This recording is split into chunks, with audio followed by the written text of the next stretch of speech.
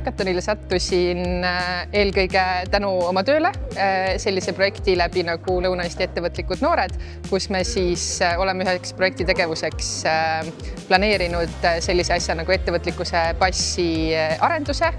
Et projekti ajal me veel ei teadnud, mis sellest täpselt saab, et siis nüüd me oleme võtnud käsile selle arendamise.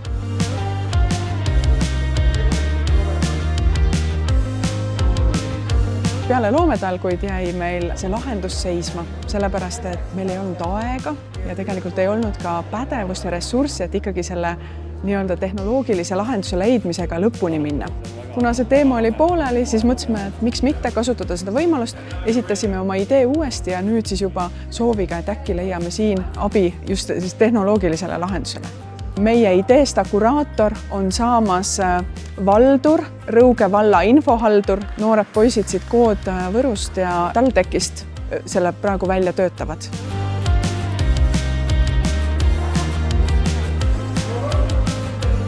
Minu idee oli see, et lihtsustada siis hinnapakkumise saatmist kliendile. Oleme jõudnud oma ideega sellisesse faasi, kus tegelikult on laual nagu mitu lahendust, kuidas seda probleemi lahendada ja teise päeva keskpäevaks oleme juba jõudnud nii kaugele, et esialgne prototüüp on nii-öelda testimisfaasis, kus me siis üritame siis seda nii-öelda hinnapakkumise siis vormi tööle saada.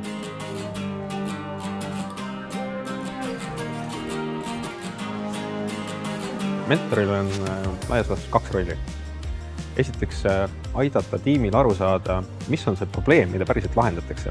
Aga samas teine roll on siis aidata tiimil näha uusi vaatenurki, uusi lahendusi, uusi võimalusi ja oma kogemuse pealt siis aidata tiimil näha võimalusi rohkem kui ainult see kitsas asi, millega nad siia võib-olla algul tulid.